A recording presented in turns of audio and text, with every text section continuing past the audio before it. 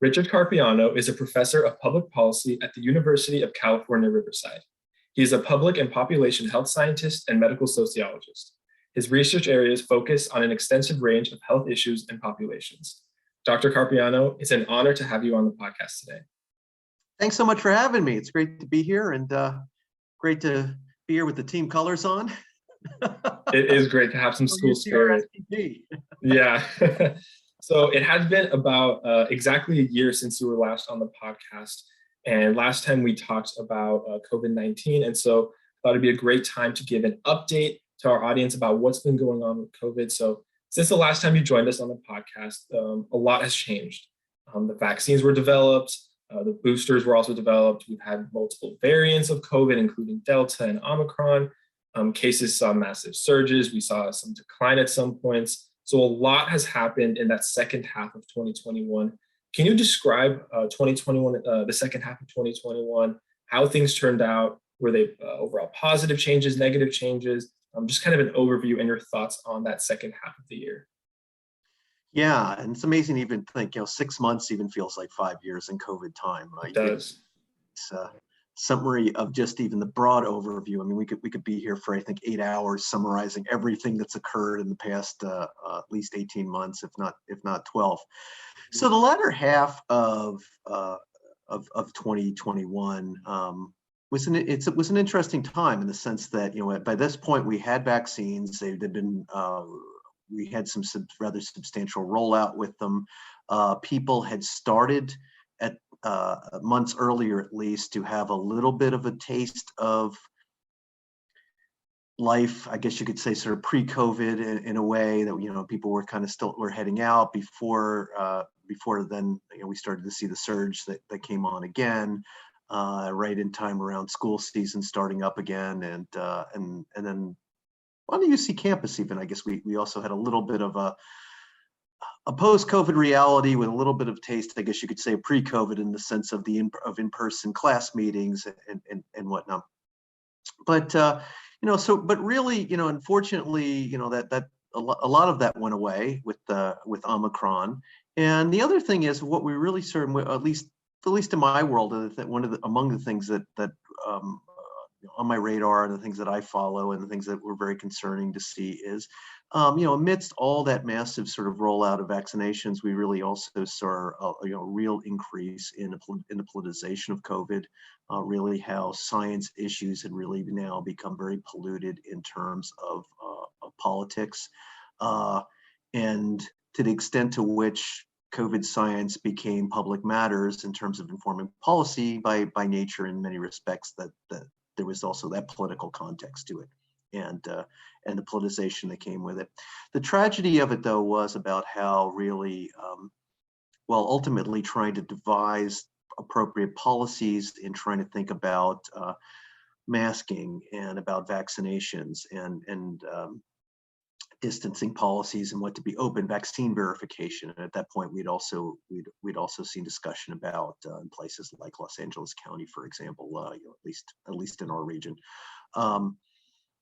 Amidst that, what the tragedy really was that amidst very politicized discourse that we saw through from many different sorts of sources, disinformations are being pushed in many avenues as well. Social media, traditional media, very partisan sorts of news outlets, as well as even in some cases, even elected officials, which is even in very, very disturbing to see nationally, as well as even, we could say, even within California. Those factors really, in many respects, hampered us in many ways in terms of us really trying to, it worked really at a counter purpose for people who really wanted us to get back to normal and help us to enjoy some semblance of life pre-COVID. Ultimately that undermined things. And the way I kind of see it is it's very, very unfortunate. I think even during the course of the pandemic, and not just in sort of the latter half of 2021, there was this sort of false binary that you were either for public health So people like me would be kind of lumped into that area, concerned about risks, and that we want, putting in all these kinds of measures that undermine people's freedoms, or you were somehow pro-economy, as if caring for cases and lives and deaths and public safety was somehow the opposite to that. When really, I mean, that's really was an absurd sort of argument and position to try to leverage, in the sense that we knew all along that good economy required good public health as well, and that there was very much different sorts of measures that could be taken to ensure that we're thriving. And so, really, where a lot of that kind of and we could almost call it, in many respects, sort of an anti-public health sort of sentiment, sort of discourse was coming from, ultimately was counter purposes to really what was the goal, was to get things sort of up and thriving, get people back in restaurants and in concert halls and on cruise ships and these other sorts of mass activities. And really, so really where we've kind of found ourselves, I think, by the end of the year, particularly with Omicron, was this sort of stark reality that while we really might, we all want to be done with COVID. We want this pandemic to be over. The pandemic is not done with us, and offered us a very, I think, strong lesson in thinking about really about well, I think the public got a very quick crash course on what are variants. And so now, really, unfortunately, I mean, this is, I guess, maybe a little bit further from straying from your question, but I think, as a lover of history, and I firmly believe those who fail to study the past are condemned to repeat it, as the old Satyana attributed saying goes. I really worry that we're getting into that same sort of mindset again. That we think that okay, cases are dropping, we can return to normal, we can do this Barry Weiss-esque "I'm done with pandemic" stuff, and I can just move on and do my thing however I want it. And we're still not quite there yet. And we still, to make any sort of real, if we've learned anything about COVID, it's that making prognostications and some sorts of predictions about the future are just not going to, are usually always problematic and confounding with that. And so, in many respects, while we seem to think that we're kind of on top of something, and then we get this sort of return. So even amidst vaccinations, we see that the virus itself sort of stayed resilient in many respects. And it's also highlighted sort of the capacity of society, as well as particular actors, to undermine the best efforts and the best sorts of expertise and knowledge that we have in order to make the most effective policy choices. Yeah, and I think one of the most interesting points you made was the constant division and the seemingly numerous binaries that were created during and throughout the pandemic. So, the anti-vax movement existed before COVID, but was definitely not as dominant as they were during the pandemic. You have the mask and the anti-mask, and like you mentioned, the idea that people who want, public health, who support public health, are somehow anti-economy. That's obviously not true. We want everyone to thrive. Just being pro-public health, being pro-vaccine doesn't mean that you're against these businesses running, right? It's the solution isn't one or the other, it's everything. I want to ask a question about that point. These divisions, political and social, existed before the pandemic, obviously. Do you think COVID divided us more, or do you think it revealed that these divisions were deeper than we ever thought they were? Or maybe it's a little bit of both.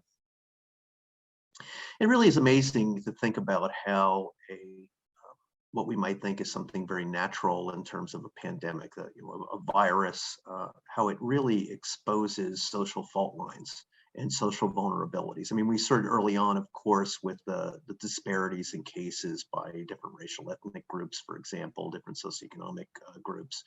But to now see really exposing these political differences that have happened, as well as even exposing, you're very right in thinking in talking about the anti-vaccine movement, and how really this is provided an opportunity for them to become more legitimate, more popular in a sense, more relevant. But really what in many respects, COVID has enabled an opportunity, not just for them, but I think just in terms of lots of other groups that might have had more of, I'm trying to think of a best way to sort of summarize this, of having some sort of grievance against government and thinking about government, sort of in, the kind of an extreme sort of libertarian sort of fringe. We all like freedom, we all appreciate our freedoms, but at the same time, we have to realize that our freedoms, the caveat that comes with that is we're free to do whatever we want, provided it doesn't harm other people. And I think that is something that COVID, has really sort of exposed in that way. But where my point is, and where I'm going with this is, I think in many respects, COVID, has provided this kind of ideal opportunity for a lot of these different interest groups to really find each other and to find common cause that really, I guess you could say, now that I'm thinking about it and kind of talking it out, you really say COVID really exposed sort of this ugly side, I guess you could say, of really something that's at the core of Americans' DNA, of our culture, and that is about individualism. And there are certainly positives that come from that. There's something that's very it's part of I guess you could say an American myth, for better or for worse, about that and how we think about our bodies, our right to choose on things. I mean, we see it with abortion debates, for example, right? But we also have, it's amazing to see how COVID has really revealed the sort of flip of that in terms of us thinking about risk as just something that's about ourselves and not about our communities, about other people and our concern for others, even while we're facing what is a collective threat and a national sort of crisis. So in that way, I think COVID has sort of put this I think it has revealed sort of an underlying sort of it's some underlying sorts of truths, I guess you could say, about the American reality, and something that's historically been something very American, but at the same time has also revealed, just sort of how bad we could say that things maybe have progressed in terms of us being very polarized in sort of our belief systems. And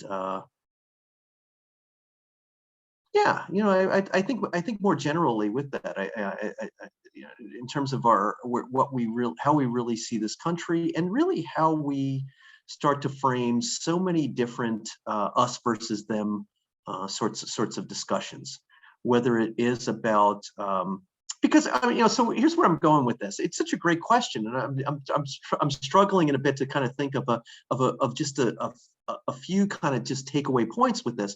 But what I think is very instructive for us to be thinking about, particularly us here doing a public policy school podcast too, is think about how issues around COVID response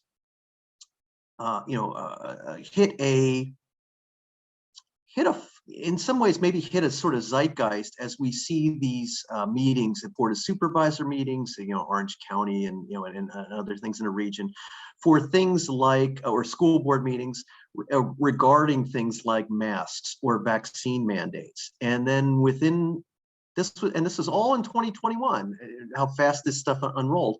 Things that might seem to be very much about science and the use of science and the use of public health, and public health being government. And so therefore, to what extent it might be overstepping its boundaries or encroaching on freedoms.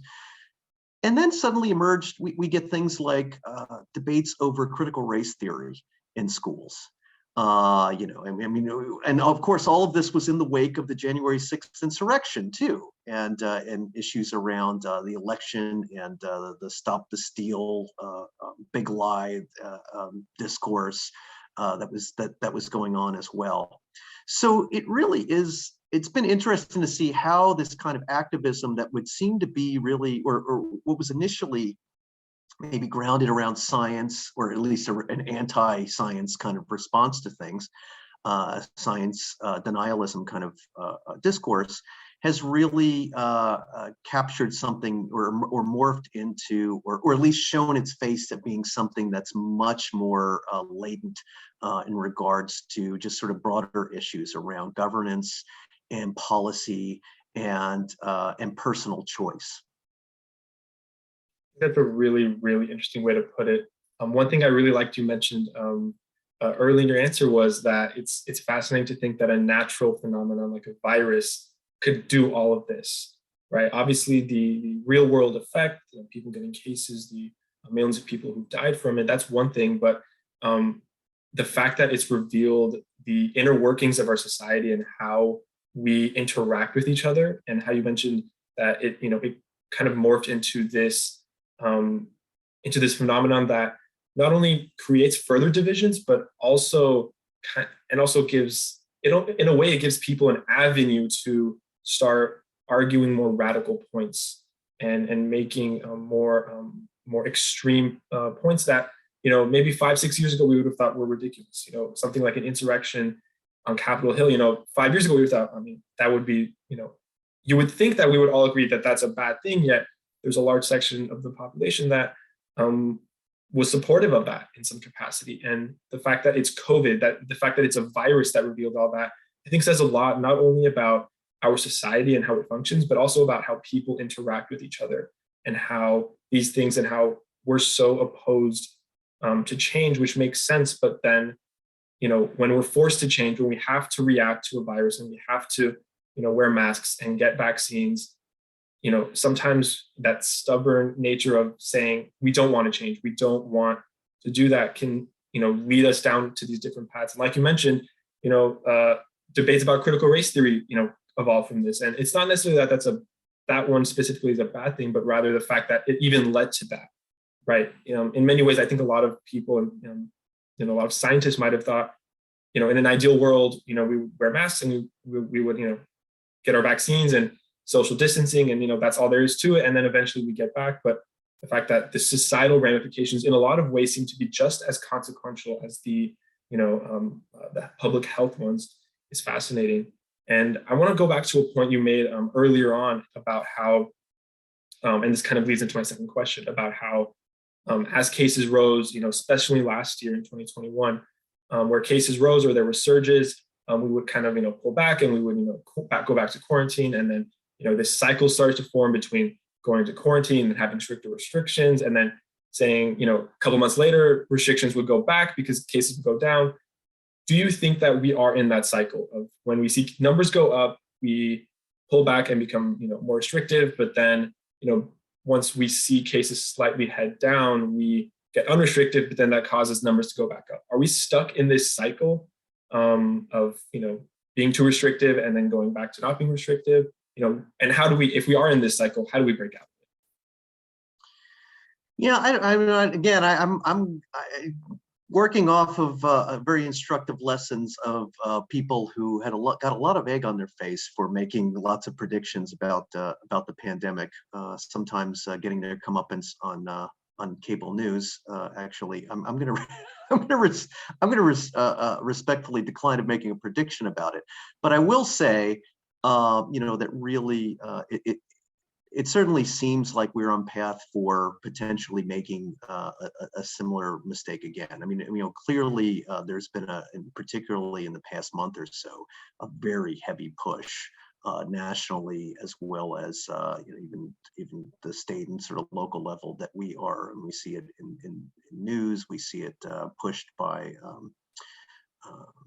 not just elected officials, but even what you could say, I call them sort of like the hot take kind of set of that are even some MDs, some with no public health experience at all, sort of pushing the narrative, but getting a lot of media attention because that viewpoint is something that people really want to embrace. There is this sort of motivated reasoning too, where that sort of stuff gets popular too. I do, so instead of sort of making predictions and sort of we're in the cycle of, where I will take this is, I do think that having read over the Smarter plan that was just released by the state, I do think it is wise that we think about this not in terms of sort of a crisis response to COVID at this point, but do start to try to think about, well, what does an endemic epidemic type disease, that might seem like a contradiction in terms of something that's just sort of a normal rate that's sort of with us like the flu, but something that can flare up and become an epidemic, like we would have in a bad flu season, for example, versus sort of what we would say within normal sort of boundaries of what we would kind of expect. That sort of analogy would apply here with COVID. Having some sort of plan in place now that we have certain sorts of technology and other types of measures that we know where we can try to prevent cases. How do we think about that kind of manage? Accepting the fact that COVID is a reality and it will now be with us. What is sort of a normal rate? How do we set those sorts of guidelines? What really is endemic? And then from there, what would be epidemic? Do we think of, and where do we conceptualize that? Do we think about it in terms of the state, the county, local community level, school level? And so these present a lot of, let me back up and just say, the smarter plan looks smart in many ways, and in terms of what it's trying to think about and where it's trying to approach things. But at least from my read of it, unless I missed something when I was reading through it, there really isn't any sort of discussion yet about what would be normal versus what would be something out of normal, where we would need to start to ramp up more of those types of measures, or thinking about mask mandates, or thinking about other sorts of measures, shutting down maybe particular types of mass gatherings, or if things got particularly bad. And again, at what level what jurisdictional level to do that at. And so policymakers have a lot of challenges ahead. Now, I say policymakers here, and people watching this might say, well, wait a minute, endemic rates, that sounds very biological. That just seems like, well, shouldn't we just see what, shouldn't nature and shouldn't just pure science just tell us that and inform that question?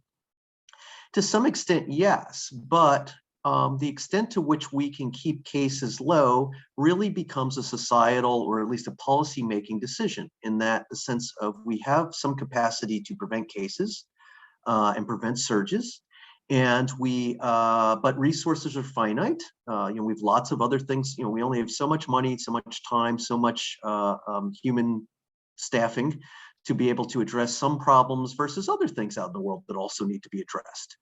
And so given the resources that we might want to devote to this, and our capacity to control rates and keep them at a certain level, or maybe even push them lower than that, all those things ultimately become political, and to some extent, because we elect our leaders, they are societal decisions, just as much as they are biological ones. And so that's really going to be, I think, in the, here is, I guess that I am now making some sort of prediction here, at least, or I'm at least trying to lay down the gauntlet. These are the critical questions that we are going to be needing to be thinking about in the weeks and the months ahead. The CDC, of course, issued some recent guidelines, or at least new criteria for thinking about safety at the county level. And some of those do not do such a great job of thinking about prevention so much as alerting us when things are at the time starting to become bad. And so there's been some interesting sorts of discussions around that.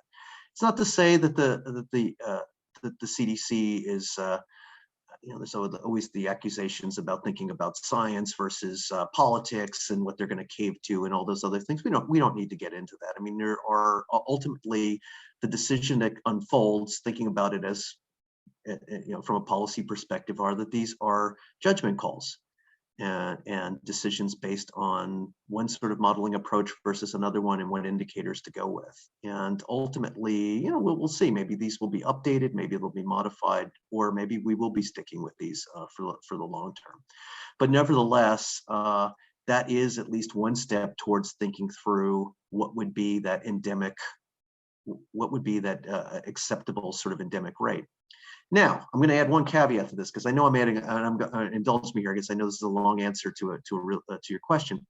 But we're also thinking about safety and thinking about sort of normal kinds of rates or times at a time period when we still have children under 5 who can't be vaccinated yet. And are going to be going to school, who can still get COVID, they can still get very sick, they can even die from it, and they can pass it on to parents and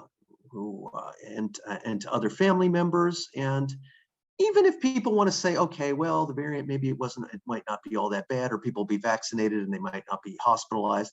Well, but that's still people who have to be home and taking care of a child. So that does have economic impacts at the household level and at a community level. So here's me again, the public health person, talking again as speaking in terms of the economy. And so we still have immunocompromised individuals who still have a substantial amount of risk here. And so a lot of these kinds of judgments around normality, or some sort of sense of normality, and us or returning to some semblance of pre-COVID normal, if we can even do that anymore, is still hampered by these considerations, as well as unvaccinated people.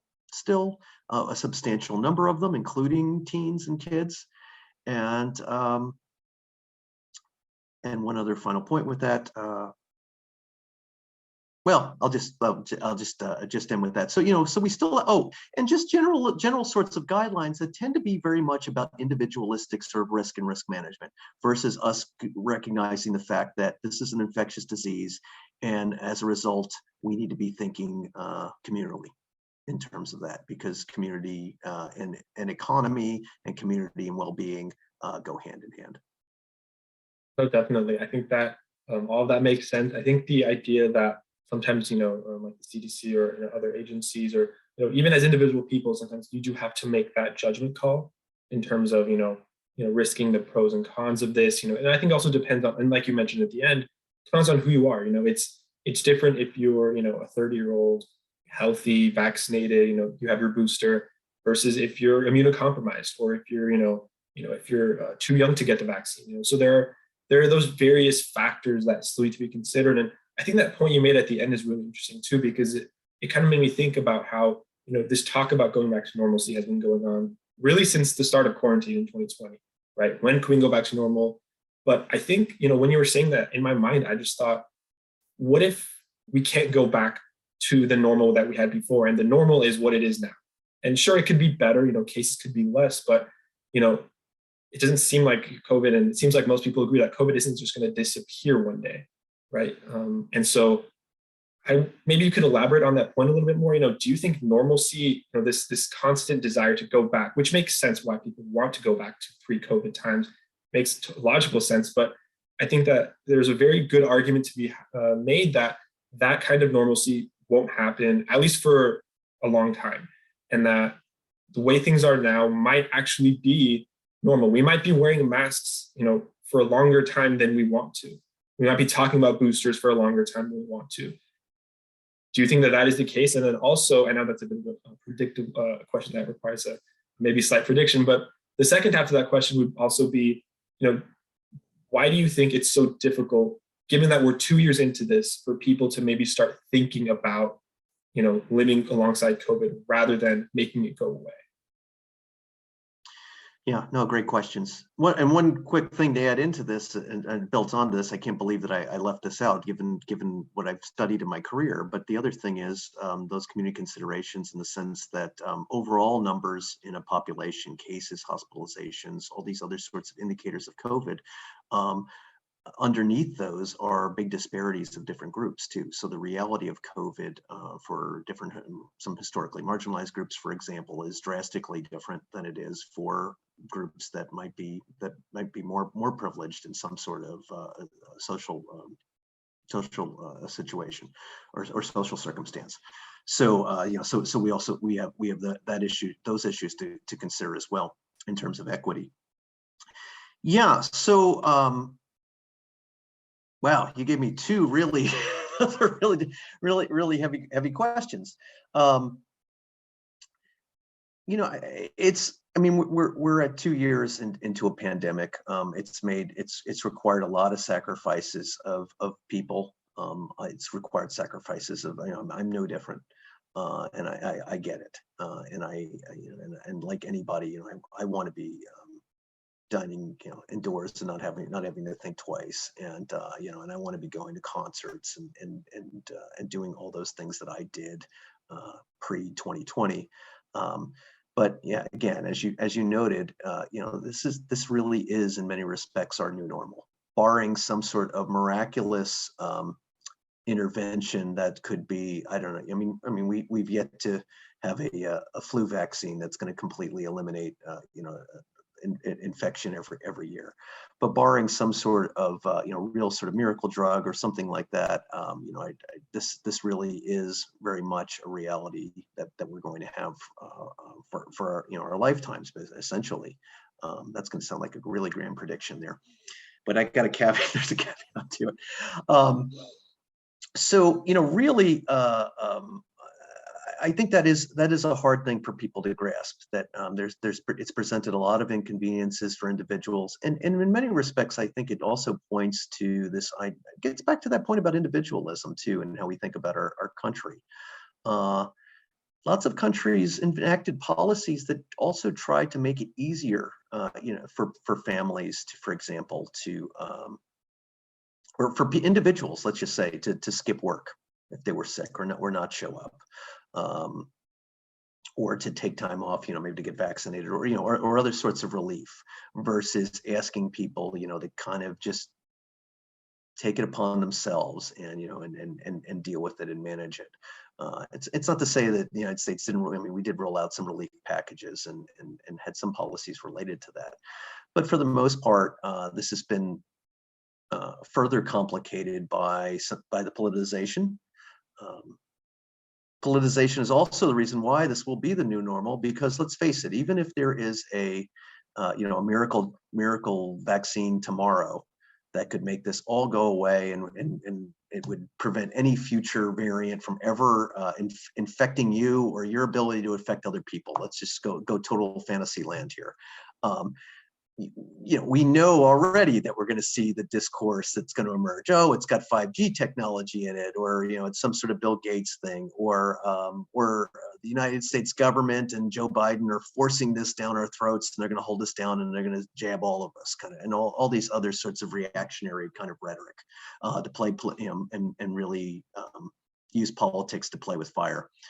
And so even in that respect, unfortunately, our capacity to even provide for that sort of, even if that capacity existed to return to life, I'm pessimistic at this point that we would still find ways to undermine that. Technology is, if we've learned anything, it's technology will not save us.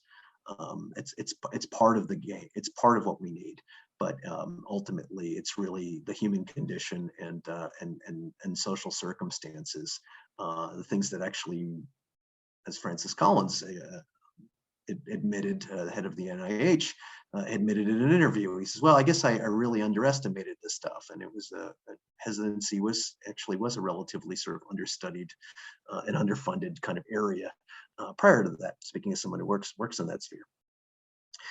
It's, so given all these sorts of extended, so there is this kind of, you talked about cycles. I think there really is an interesting sort of cycle to things. It's in a way a bit paradoxical, in the sense that people want this to go away, but yet there's been so many people that have engaged in activities. This is not a victim blaming sort of the downstream sort of folks, but I'm even thinking of sort of like bad faith actors who have really perpetuated situations that have undermined our ability to get things more under control and have more effective sort of situations. It's not this, so whether that is vaccination rollout, or whether it is, more modest sorts of measures, I guess you could say, around gatherings, vaccine verification, for example, the amount of inconvenience that would actually provide. I have a hard time believing that these same people who have a problem with that are the same ones that would sit at a bar, and if they got asked to be carded would, or to get in at a club would raise hell about it, like they would about vaccine verification. Come on, give me a break. If anything, I think half these people would be flattered that somebody thought that they might even be under age 21. So I love when I'm carded. So So I mean, the same. So these very modest sorts of minimally inconvenient sorts of measures that we had to undertake things. Ultimately, we've found ways to undermine every single one that's come down the pipe. And so as a result, a lot of this situation has come. That might sound like I'm finger pointing and I'm blaming here, but it is, I think, a very important factor here for why, in many respects, this is our new normal. And why masks will continue to be around, whether people think that people wear them just for virtue signaling, or whether they really believe in why, in the science behind it. And amidst social media MDs who want to play the contrarian role and express doubts about the effectiveness of masks or the effectiveness of other sorts of measures or sorts of policies in order to get attention or position themselves as being the experts or the voice of reason that policymakers or the general public need to be listening to, and not public health, that's agencies that are trying to be basing things off of what exactly is the best science, and we're making decisions based off of that. But we've got a lot of pandemic fatigue too, and so even people who are down with the science, they really want to do their best in following the best of the guidelines. That stuff's been tough for them, and I think we have to recognize that too. And messaging has not been great. Guidelines have to be updated.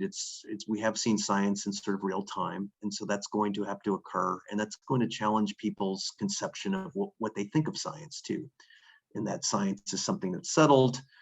You drop a ball, it falls. And we know about gravity and things like that. Well, a lot of people don't realize that science is constantly updating itself, and that's a process of science, and why people like me, have a job, is that, this is what I do for a living. And, otherwise, if it was all settled, I'd go off and do something else. Or I would just teach classes all day about that settled science. And so I feel like I apologize. I know I'm a bit all over the place on these questions, and I think because they're very good ones. But there's so much of this is so multifactorial, in thinking about why we've come to think about this as sort of a normal, as our new normal, or might be in denial of it as our new normal. But ultimately, again, it comes back to whenever we think we're done with the pandemic, it's clear the pandemic is not done with us, and to kind of stick our head in the sand and be in sort of denial of it, or again, I'm, name names, Barry Weiss's infamous comment about being so done or over COVID, or forget what she specifically said, is like the equivalent of shaking your fist at gravity, and then as you jump out your window and expect a different sort of outcome. Yeah, I think that was really, really interesting to listen to. And you're right, it totally is multifactorial. There's so many different factors that go into it. And 2 points that you made that I thought were really, really, that I want to emphasize right now. The first was, you said, that technology ultimately won't save us. And that's not to say that the research isn't important, or that, the vaccine, development of the vaccine, and how quick it was developed, in the grand scheme of things, was really impressive, but rather that those things aren't going to matter if we as people don't actually follow them and actually invest in them and actually, get the vaccine, for example, right? It doesn't matter if we have the vaccine if we don't get it. Yeah. So COVID, I mean, and Operation Warp Speed, great. And it helped us to get to get some vaccines. Not all the ones that got developed were through that, but nevertheless, okay, good initiative in that way. But if an important lesson learned from that is, it's one thing where many people's eyes are on the laboratory, and that's where the challenge of that's the scientific challenge, and can we overcome that? Just because then suddenly you find that you get it produces an effective vaccine, it's still a long way from a laboratory or a manufacturing plant to people's arms, in terms of logistics, in terms of education and outreach, and issues around pre-existing issues around distrust or around the medical community, healthcare access issues, funding, and of course disinformation along the way that just basically pollutes the ecosystem. Yeah, exactly. That's exactly what I was thinking. And the other point that you made that was super interesting was the idea of science settling. And I've noticed this trend where people think that, oh, because the CDC or a well-known scientist or public health official, because they change their minds on something, therefore they're inconsistent and we shouldn't believe them. But they don't understand that science evolves. The point of it is for it to evolve constantly. And I think COVID has, one of the things that, and you kind of also mentioned this as well, has done is it's given people a chance to actually in real time see things evolve. We know so much more 2 years, 2022, March 2022, than we did in 2020. Whereas with other things, it seems like it's, it takes a longer time for us to see, the average person to see those developments. Even though they're happening, we just don't see them because they're not, so front facing like COVID. Whereas with COVID, we saw, research develop, we saw the vaccine develop, we saw, more research, and we know so much more, like I just mentioned. But some people don't understand that, and so they confuse, maybe sometimes on accident, maybe sometimes purposefully, confuse, science changing as it being inconsistent and false. And that is totally incorrect. Obviously, that's a massive misconception. And some people use that, purposefully to kind of spread that misinformation, like you mentioned. I know we're running out of time. I do want to briefly ask, I know this has been, we've been talking about COVID and how our lives have been ruined and it's been an overall negative tone. So I'd like to end on a bit of a positive note. Throughout the pandemic, every time we have these kinds of conversations, it's about how, it's ruined our lives and it's affected us, so deeply. And it has. Is there one positive you could take away that we've learned, maybe about people, maybe about society, or maybe something that, I can't even think of since the pandemic started, right? So I guess what I'm asking is, if there was one positive to come out of the pandemic, or one lesson maybe, what do you think it would be? Yeah, I've got one, and I think it segues right from that science discussion.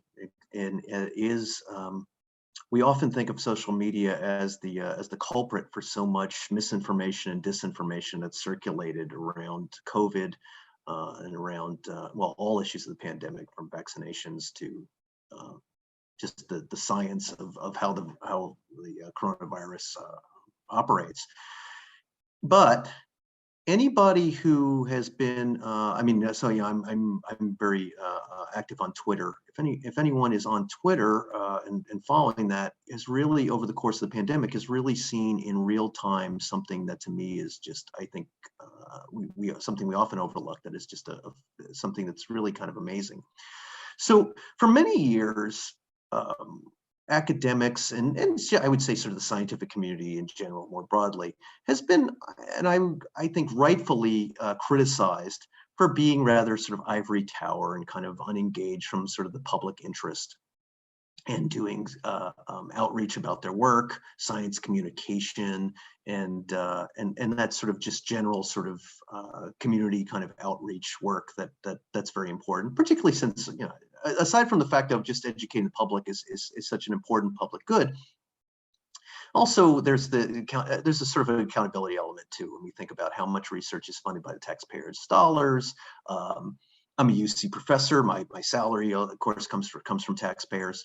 And COVID, or at least social media, has really provided a fantastic opportunity for so many academics and other scientists and clinicians to be able to get out there and do lots of public communication on so many different issues. And so when COVID hit, it's just amazing to think how easy it is for the general public to locate, some just great experts on topics, some top scientists in the nation and internationally who are doing work, and to follow their communications about things, to get other people who might not necessarily work in that particular area, but can do science communication and can try to translate a lot of that complicated stuff and make it accessible and make it understandable to the public. And also the nature of the medium itself was a great channel for scientists and clinicians to be able to share information, share new findings, get into debates about things very quickly. And so to the average person that's unaccustomed to all that, aside from just the access to all that sort of information, you really got to see, although it might not be always viewed this way, really the scientific community, the scientific process, in a sense, working in in hyperdrive towards a pandemic, towards one of the greatest public health crises in our lifetime. Which is, when you think about it, is just marvelous to see, and to think about, all that, and people who are working in different areas who suddenly retooled kind of their focus because of the priorities. And so you really got this, just this critical mass of expertise that really was demonstrating itself on this, as I call it, kind of an open channel, in a sense, for all to kind of view. Now, the downsides of that are, I think, sometimes the nature of the medium requires sometimes some simple types of explanations, and that might sometimes mistakenly convey to the uninitiated that something is maybe more simple than what it is. And so people then might give people a sense that I understand that, and there's always little side jokes that people in my networks have about the random person who suddenly thinks that they know as much as you do because they read one news article somewhere, and forget your many years of teaching and or education and all the other things of what you spent to try to learn this very complicated kind of topic. But again, at the same time, and I want to stress the positives of that, because so much of it has been focused on the negatives of it, but that's been right there, right in front of us. And to just see, sort of that, to me, that is sort of the wonder of science and science and the public good. I think that's a great way to end the episode on. We talked so much about the ramifications and the consequences, but it's great to hear that coming from an expert and someone who's involved in it and is a public health official, and is actually involved in this, to say that that there is a positive to come out of it, and hopefully that doesn't just go away once we do go back to some kind of normalcy, whatever that means, and that we continue as that the average citizen continues to at least have an eye out for the academics and for research. And it doesn't even have to be just with COVID, right? It can be with other public, specifically in the public health sector, but other aspects, because these things do affect us and they do impact us, and they are so important. So Dr. Carpiano, it was amazing to have you on the podcast. It was great to talk about COVID again. Since we did it last year, a lot happened in this last year. So many things changed. Before, people didn't have vaccines, and now we're talking about getting another booster, or we're on our third variant. And so many that I've lost count. So, Dr. Carpiano, it was amazing to have you on. It was an honor to talk with you about this topic. And maybe we can have you on again in the future to do another recap about COVID. Well, thank you for having me. The honor is all mine. So I'm always loved being invited, and now being invited back on this. Unfortunately for this topic, but nevertheless, it's great, and I'm a big fan of the podcast.